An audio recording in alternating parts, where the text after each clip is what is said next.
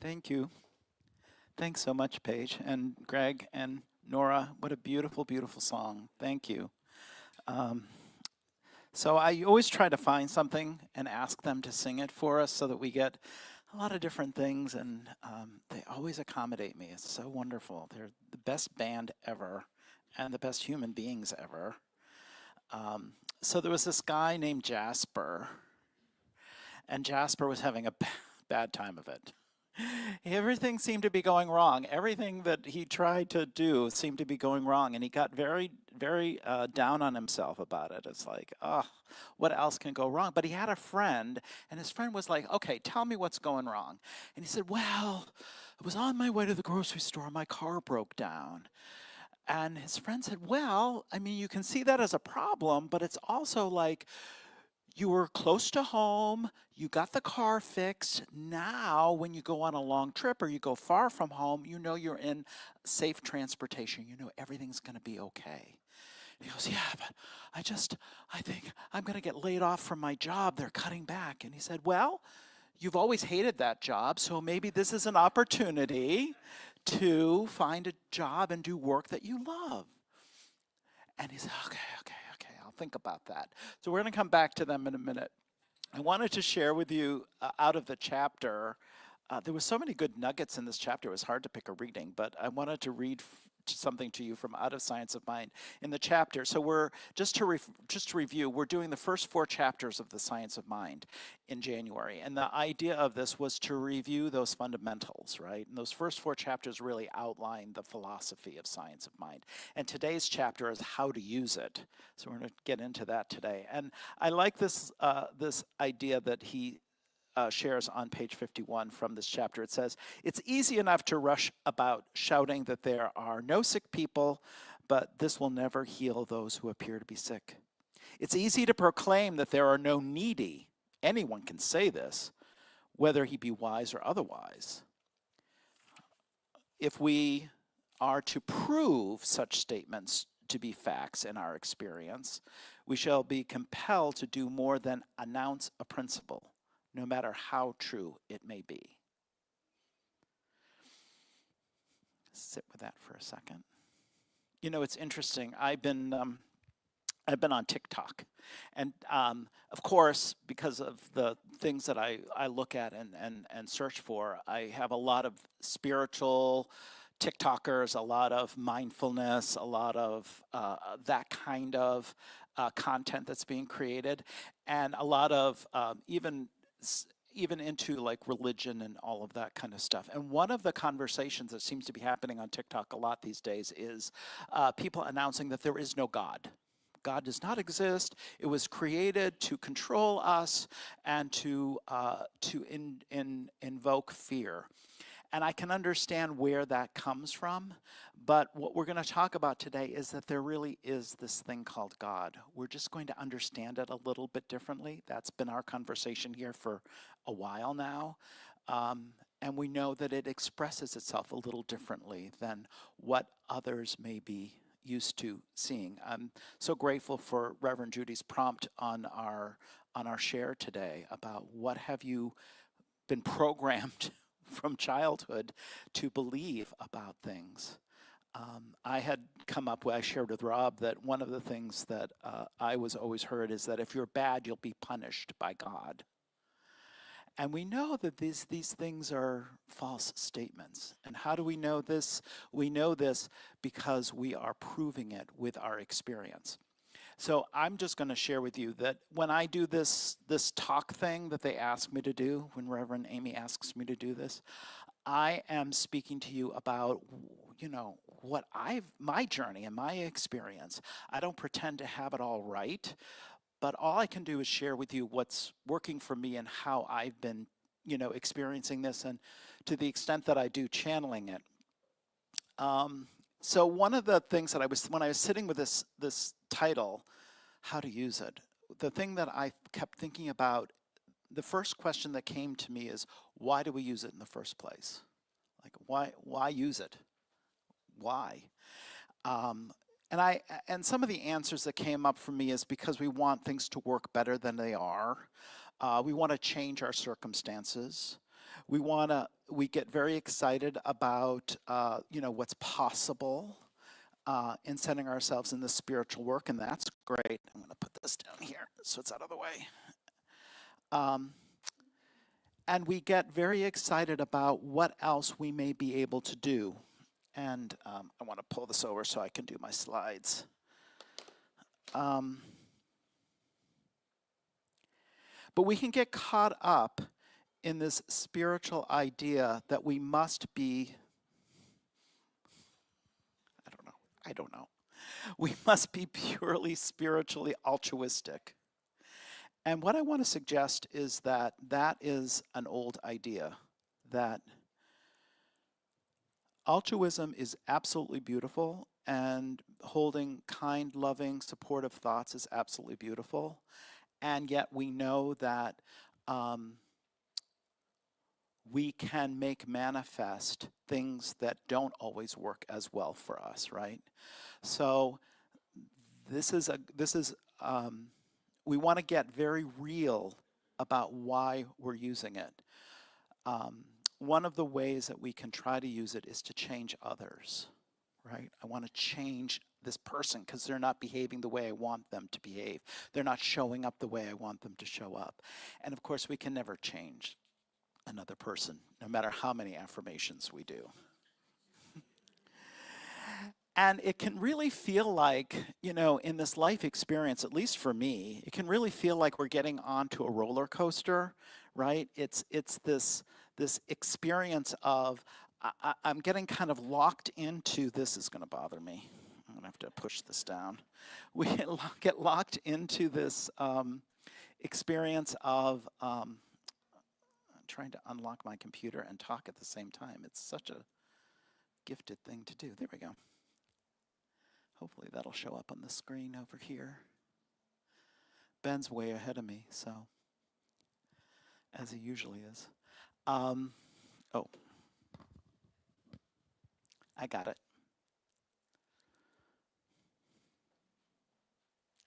It just wasn't in very tight. Oh, you know what? I think we might, there it goes. Okay. Roller coasters. We can feel like we're getting locked into our circumstances and situations. It's like, when they put you in that roller coaster and they pull the bar down and you're like, I'm in it, and even if you change your mind, it feels like you can't get out, right? These circumstances can feel absolute. They can feel very solid, like very immovable, and we can feel very vulnerable to the situation. We can feel very vulnerable to our own fears about what this means and what it will mean. But it's just our perspective. It's the way we are looking at it. Like the story that I started with. This Jasper was focused on what wasn't working, and his friend was trying to help him see that there was some good in what was going on. I'm going to do my first quote. Richard Feynman. I talked about Richard the last time, physicist, brilliant guy, a big fan. He says, the fact that we are living at the bottom of a deep gravity well on the surface of a gas-covered planet going around a nuclear fireball 90 million miles away and think this is normal is obviously some indication of how skewed our perspective is. I love that. And I love pulling in someone like Richard because he's a scientist. So we want to kind of always marry, and we're studying science of mind. So there is this marriage between science and spirituality. And this idea that if you really think about what's really happening as he describes, wow. And here we are alive and experiencing it.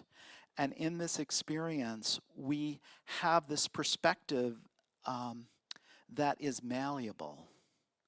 We can choose to see the good in things. We can choose to see the negativity. So the invitation is to keep our focus on what is positive. This is one of the ways in which we use it. How do we use it? We adjust our perspective to what is positive. I like this quote too. This is from Marie Curie, again another scientist. Nothing in life is to be feared, it is only to be understood. Now is the time to understand more so that we may fear less. And we do this through our scientific study, but we also do this through our spiritual study. We do this through our life experience. And one of the things that I always try to do is to use these principles and see what happens. Just be like curious, be in that curiosity.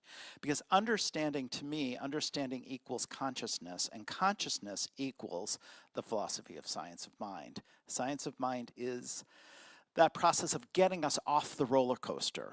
It is to disrupt that roller coaster experience. Part of our spiritual work is disruption. So why do we use it? We use it to disrupt these thoughts and feeling patterns that we are ready to shift. We use it to express more love, light, joy, abundance, wholeness, peace in our experience. This is expressing our truth, our true nature. Who we truly are these infinite, eternal, loving beings that are having this human experience. And the human experience is mesmerizing. It pulls us into these situations that may feel fearful. That's the lizard brain, the reptile brain of survival, right? I've got to survive, so I'm on guard all the time. And I'm not telling you not to do that. I'm not telling you what to do at all. I'm just suggesting that as we're holding thoughts in mind, being aware of when we're working and living in fear, when we're living and working in love, and how we balance that with making our lives work for ourselves, when we make our lives work best for ourselves. And how do we do that? We do that by directing our thoughts and feelings. Sometimes easier said than done, I get it. I have another quote. Joe Dispenza, thoughts are the language of the brain and feelings are the language of the body. How you think and how you feel create your state of being.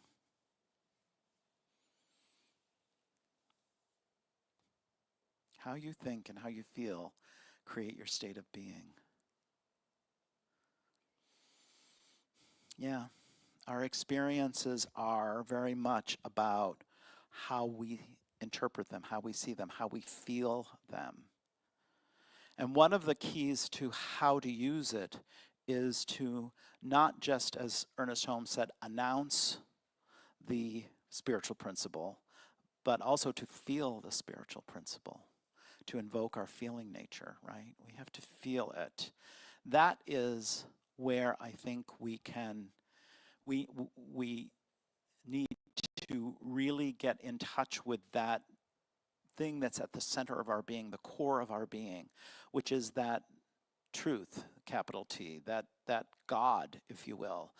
It says that God is not this anthropomorphic old man in the sky acting like Santa Claus, capriciously giving good and bad out to people who are good and bad.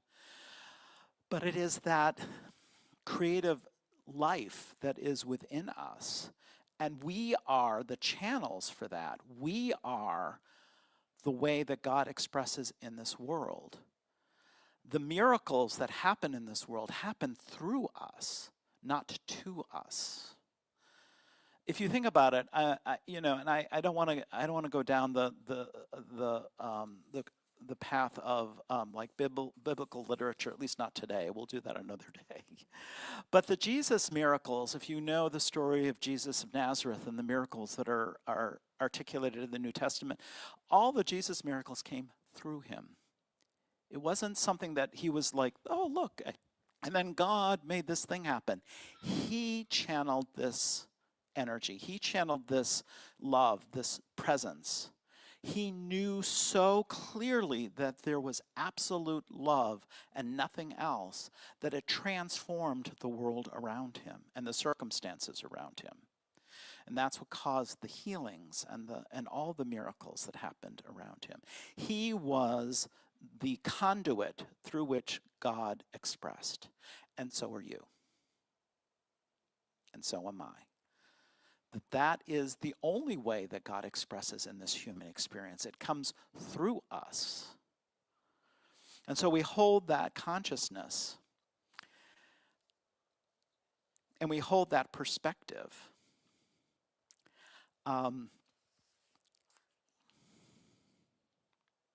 So one of the ways to do this, and one of the ideas that I had about it was, I do work with a lot of, I've been working in the arts most of my adult life in nonprofit work with artists, performing arts, and now multidisciplinary arts. And one of the things that can happen when you have, let's say we have an art appreciation class at the Art Institute of Chicago with a curator. One of the things a curator will do when they show you the painting is that they will ask you to just simply tell them, what do you see? Literally, what do you see? You look at the painting and kind of go, or look at any beautiful paintings we have here and go, well, I see a frame, I see a red blotch here and a yellow blotch here and maybe a figure over here. You literally look at what is there on the painting. And one of the things that we can do is through our process of what is going on with me? What is happening here? What are the fears? What are the thoughts? What are the realities that I'm holding on to? What are the beliefs that I'm holding on to? If we journal those out, rather than getting into, well, this is a good thought and that's a bad thought, or this is, and getting into the judgment of it, if we step back and we just look at it and go, okay, what am I seeing? What am I seeing? Am I seeing patterns? Am I seeing a lot of word choices? That's sort of interesting. And again, the hard part about it, if there is a hard part, is just letting go of any judgment about it. So one practice can be just to do this journaling and kind of examine what am I really holding on to, and what am I really believing, and explore these things for ourselves. One of the things that you can find when I do that, because I've done this, and so one of the things that I found that I was really interested in is where am I letting people off the hook, and where am I keeping people on the hook, right? So let people off the hook. Well, you didn't show up or you didn't do the thing you're supposed to do, but that's okay. It's fine. We'll figure it out. It's no problem. And when do I keep people on the hook? Oh, you didn't do what you were supposed to do, and oh, I need to be, I need to get into it with you. I need to hold you accountable. I need to teach you responsibility. I need to. I need to make sure that you understand that there's a power dynamic that's happening here. It can show up a lot of different ways. And this idea of letting people on the hook and off the hook, I think is really, really interesting. And again, no judgment. If I am doing it, it's just kind of observing when and why do I do that? Why do I feel like I have to do that?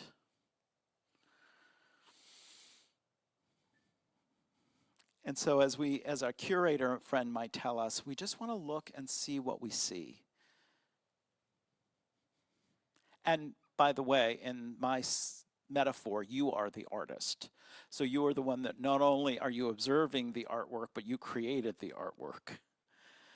And it's your journey. So what does it represent to you? And what that does is it starts you to understand yourself more. It starts to understand, oh yeah, I feel like I have to do this for this reason. Okay. What I find is that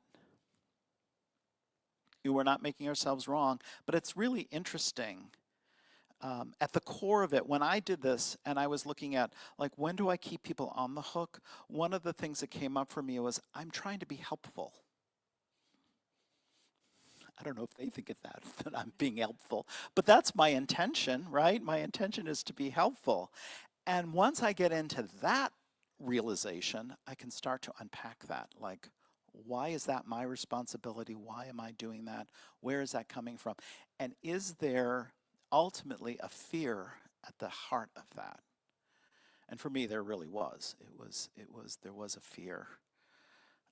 and the fear comes from so many different, this is why you have to spend time with it and unpack it, because the fear comes from, as Rob and I were talking about, like those childhood programming beliefs about like what God is and does, and the lightning bolts, pull, pull, pull, you're bad,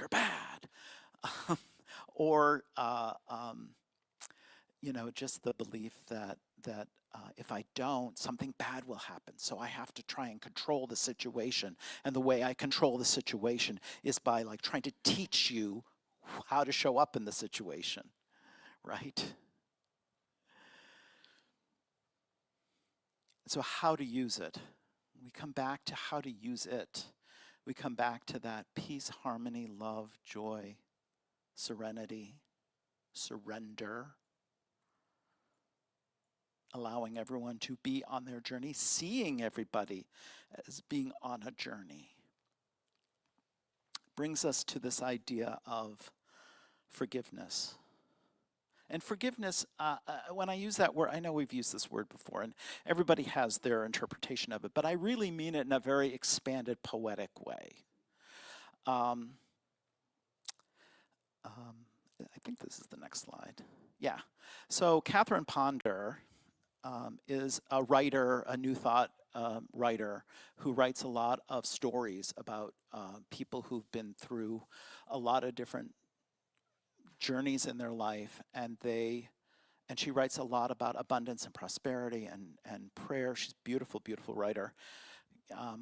And I just included this quote so you get a little sense of her. She says, "When you realize that all things spring from within, that this entire universe has come out of the invisible, then you are aware of the powerful spiritual substance from which all things are made."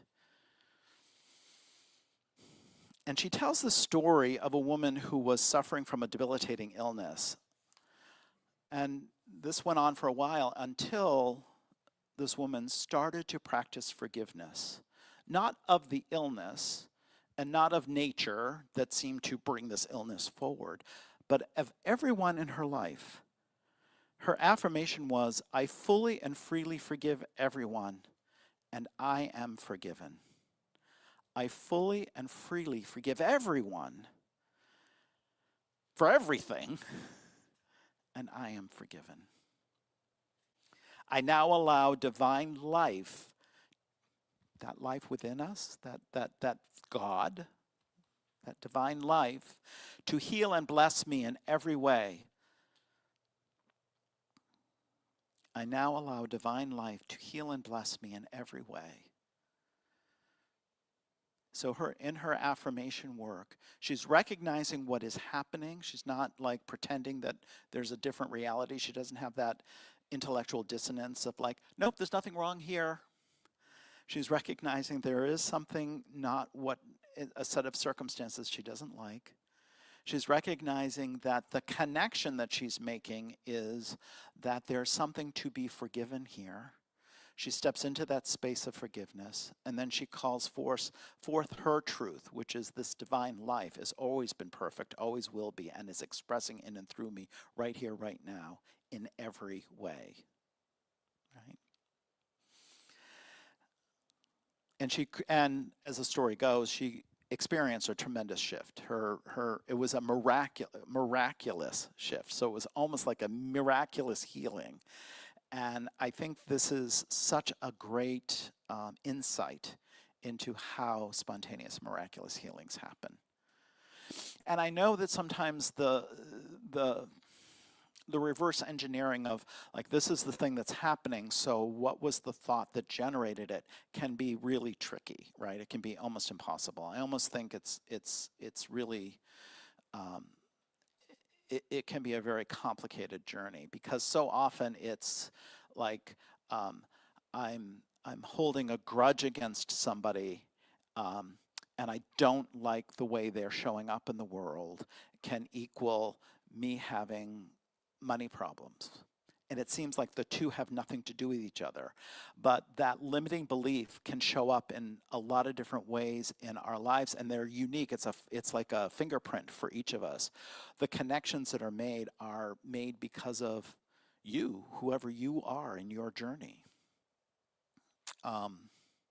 For me, a lot of times if I'm holding somebody outside of love in my experience because, "Arr, they're just making me mad," or whatever, so you get no love today.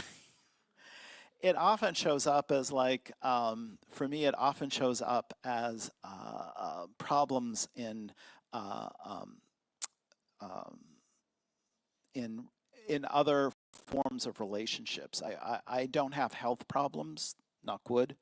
Um, um, but one of the challenges that I have can be with relationships. So my limiting beliefs can show up in my relationship issues. And I think we all have sort of that channel that is always the channel that the challenge comes through, right? So some people it's illness and sickness. They have that challenge. And so the limiting and unconscious biases can show up through health and wellness. Sometimes it's harmony in relationships, sometimes it's money. It can show up in different ways for different people for whatever reason.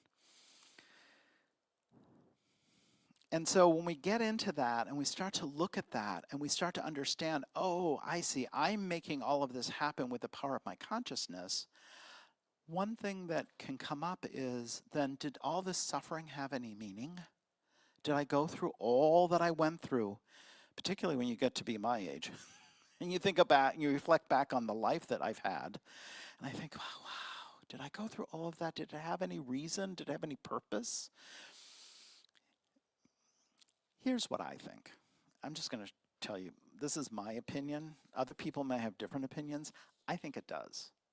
Because I think we are creatures who are evolving. I think that's part of why we're having the human experience in the first place. We are not static. We are not done. We are not sitting in the same place. I am not the same person today that I was 10 years ago. I'm not the same person I was 10 days ago, but that we are, part of our work here is to evolve ourselves. And that's why I think part of the forgiveness process that can be, that is so incredibly important, and it can also be one of the more challenging aspects of it, is to forgive ourselves, to let ourselves off the hook. When you really think about, if you do your journaling exercise, and you think about, where do I keep people on the hook and I keep people off the hook? Think about where you keep yourself on the hook. What do you not forgive yourself for? And because a lot of times when you don't forgive yourself for that, you're projecting it out, so you're not forgiving others. So that reflection can really help you get that insight, right? But to be a clear conduit for this life, love, God expression in and through us, we need to clear those things. So how do we use it? We use it by clearing up those places where we're holding ourselves in bondage. We're holding ourselves in, the word I wrote down in my notes is, we're holding ourselves in purgatory. And part of our work and how to use it is to free ourselves. So there are some very practical things that Ernest Holmes talks about in this chapter of how to use it. Belief and mental clarity. So using unwavering belief and clarity about what and who you are and what and who you want. And I guess the guidance that I would share for me anyway is that the more I lean into seeing and knowing everybody as on their journey rather than judging them, but just understand this is where they're at right now, and just blessing them and knowing that and allowing them to evolve, right? Just engenders compassion and empathy for me and allows them to be who they are and give them space to be who they are. And that gives me mental clarity, because I'm not caught up in a lot of judging and unforgiveness, and it really just helps clear my mind to be able to hold a higher consciousness. Alignment with universal laws. The creative process works through universal law of cause and effect. Your thoughts and intentions act as the cause, while your experiences and results are the effects. Right? This is something that we know. we hold in our intention, we pull it into our feeling nature, and then we have the experience. And the thing from my story at the very beginning about the experience is that perspective. When we look for it, we see it. When we look for the good, we find the good. Conscious choice. You have the power to choose your thoughts.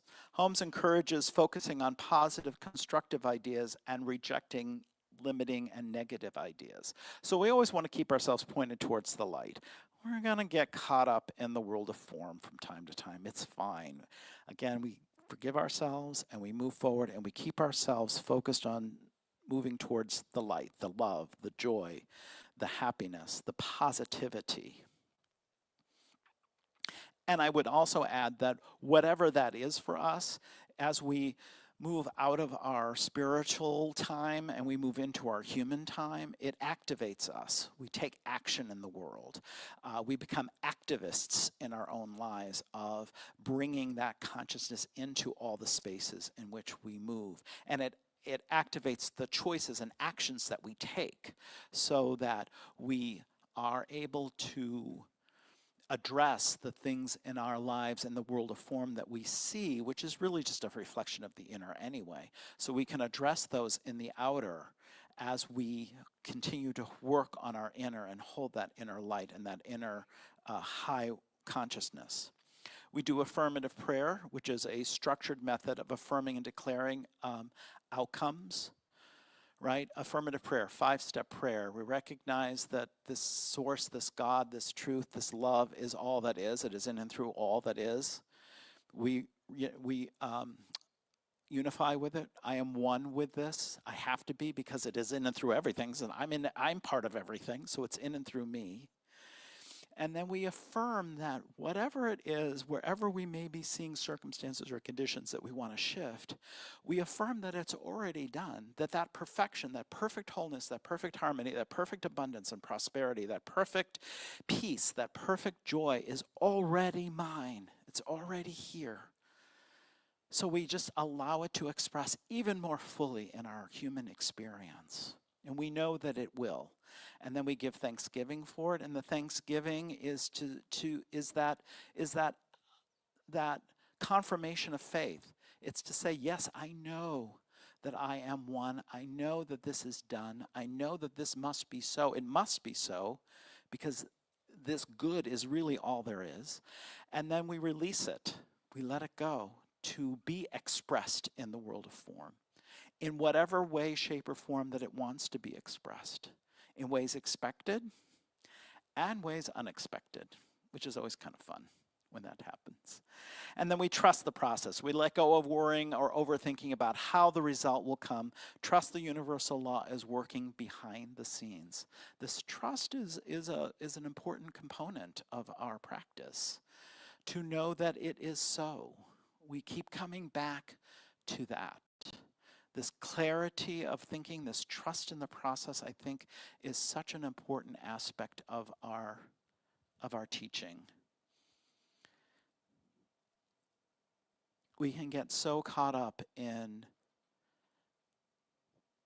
fear-mongering, in the fear consciousness, that we forget. And that's why we have to keep coming back to center. And that's why we have a center. You know, we are a center for spiritual living, but each of us individually are a center for spiritual living. We are the center for this experience of love and light and joy in our lives. And so just becoming conscious of that and making conscious choices and conscious intentions of saying yes to good and greater good, to hold people gently and know that they're on their journey. And whatever's going on with them right in this moment, if it's not to your liking, just give them some space. They're working their way. They're working their way towards their good. Whether it's, somebody that you know in this community or it's somebody in, dare I say, politics. They are. It doesn't always seem like it. And sometimes it's so crazy slow. Come on, wake up already. But they're on their way. because this love is really the only thing that's real. And so as someone keeps going down that road, it's particularly hard when it's someone who has influence in our society and really can have impact in our society. It can be really hard. But what they'll find is that those paths that are grounded in fear don't lead anywhere. They don't last, and they don't really lead anywhere. They seem like they will, but they don't. They don't work. And the more you, trust me, I've gone down, I wouldn't say every wrong road in life, but I've gone down a lot of wrong roads in life. And that's what happens, is it just doesn't work. So I keep trying until we find something that does work. And I have to say that from my experience, this works, this principle works. That this prayer work that I do, and we are a prayerful philosophy. This prayer work, again, not praying to some capricious God outside of ourselves, but praying from that truth that has always been us. We're here, we're animated, we're alive, we're having this experience, and praying from that, and that knowing that love is the path forward really does change things. It really does have an impact. So let's pray this in together. We'll do some of this prayer work right now.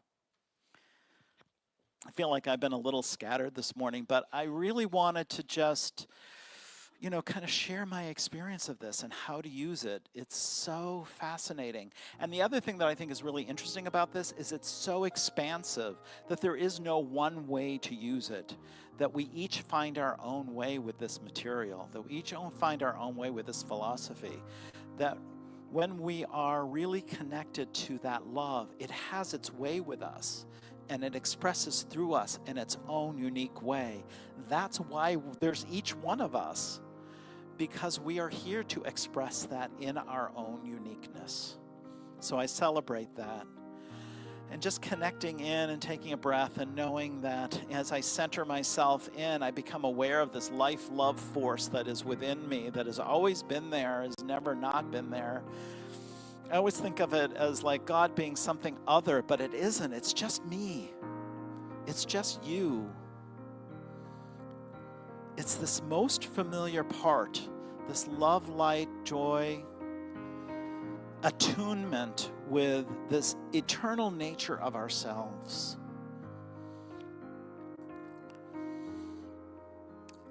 I know that it is in and through me, as I know it is in and through each and every single person. When I do that, I see each and every single person as an expression of this love, this light, this God. Whatever way it shows up in their personality, whatever way it shows up in their behavior, I still know that underneath whatever is happening, there is this light, this love, this joy.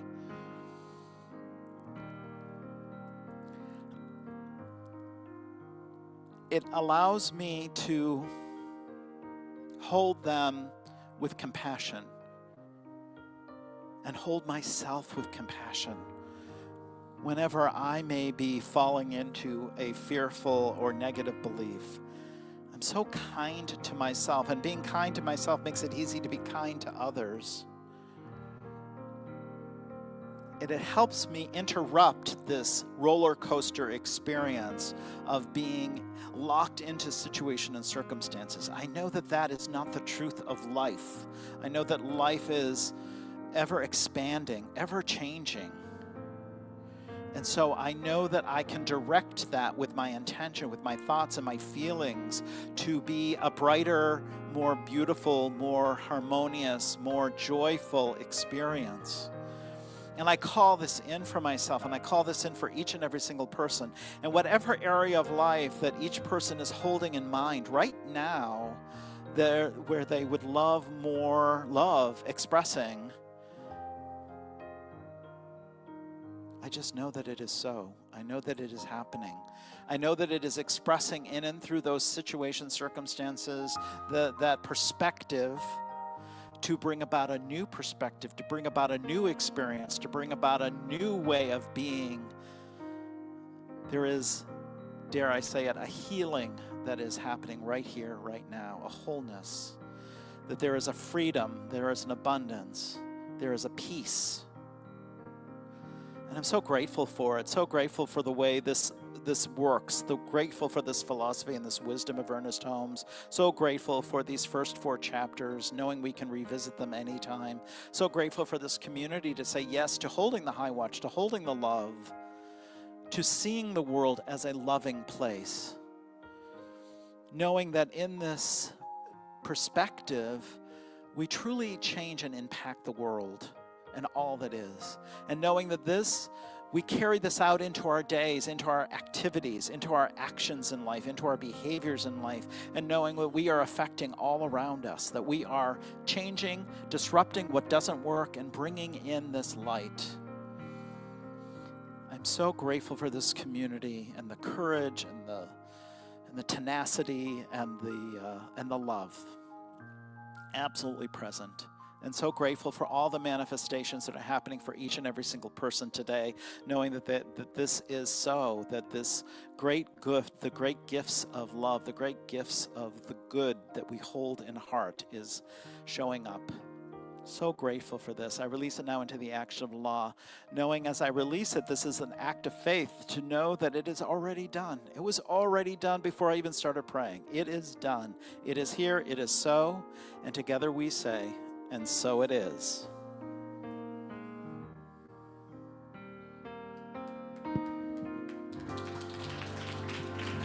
Thank you, John.